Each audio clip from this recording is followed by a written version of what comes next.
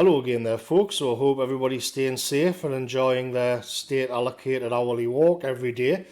I thought I would do, somebody suggested that I do a sort of straight explanation of the Motte and Bailey. I thought that was a good idea, and I think I'm going to see my time in quarantine by doing more like basic sort of stripped out videos like this, and I can have a bit of a ramble as well. And so the Motte and Bailey is a tool which is used in political discourse, and by dissidents and by mainstream people alike. And the first time that I came across it was on a distributist video, and I'd never heard it before then, but I thought it was a really interesting way to understand debates and how people peddle their ideologies. And it's not about getting at any kind of truth. It's all about rhetorical skills. So if we take a look at the Motte here first on the right, you'll see that this is a very heavily fortified position. It's difficult to attack. And then down in the Bailey, it's open, it's exposed, you're very vulnerable. So what does this have to do with political discourse? Well, I'll use the example that the distributist used in his video, just to give him a nod. What he was talking about was a debate that had happened between Sargon of Akkad and a feminist called Christy Winters. Now, the thing is, with so many of the centrist types, they always attack, and we all do this, but we'll attack the more extreme positions of our ideological opponents. And so from just in the feminist framing here, down in the Bailey, you would see something like all of these feminists trying to get women in computer games, or women superheroes, purging all the male leads from Hollywoods and having female Hollywood leads, and all of the Ghostbusters movie, all of that kind of thing. The feminism in Star Wars. So this is where you can get them, because they're quite outlandish positions. Or all female executives on companies or something like that. These are positions which are actually quite easy to attack, and by God, the centrists have been doing it for years.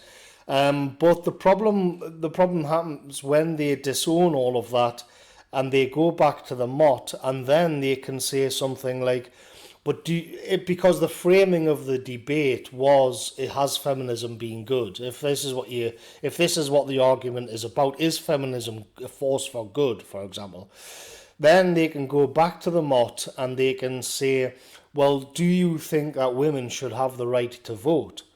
And then if you see, now the problem that you've got is that if you say yes, then you're admitting that feminism has been a force for good, because they're going to say, well, that was feminism. You are a feminist if you have that position.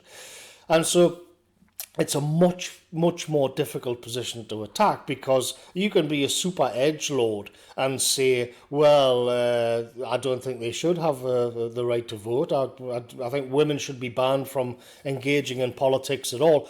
The problem is, to the viewers, to the audience, let's say the normies, then that makes you out to be the extremist, because it's a very difficult position in the current zeitgeist to argue against. And so you'd lose some support there. Whereas you would then find yourself down in the Bailey, essentially. That would be a position for the Bailey.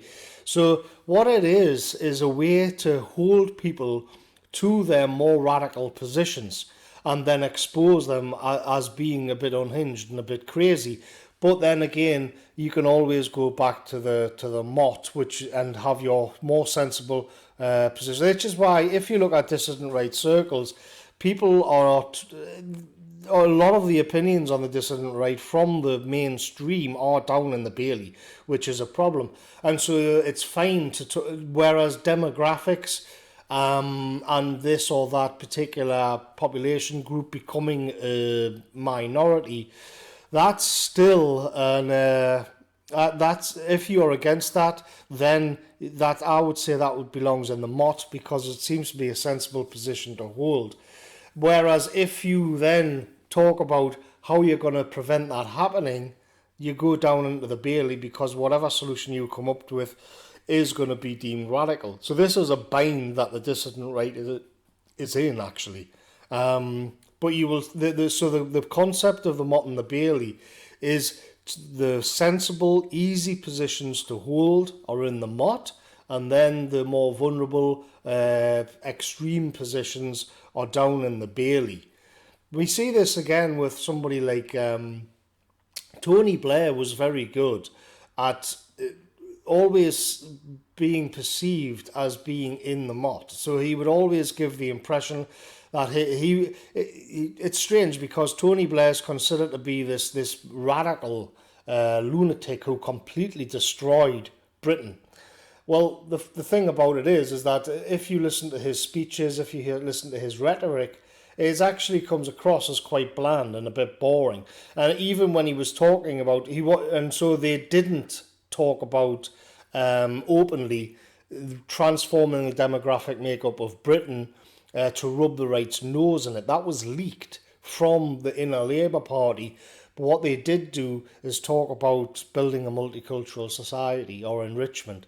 And so from the perspective of the time, that was in the Motte. But of course, if they had came straight out and said, we are going to increase the levels of immigration by a factor of 10, and we're doing it to socially engineer the population of the country, and then we're going to use hate speech laws to shut them up as we do it, well, that is a radical position, and that would belong down in the Bailey, and so they wouldn't be able to defend that.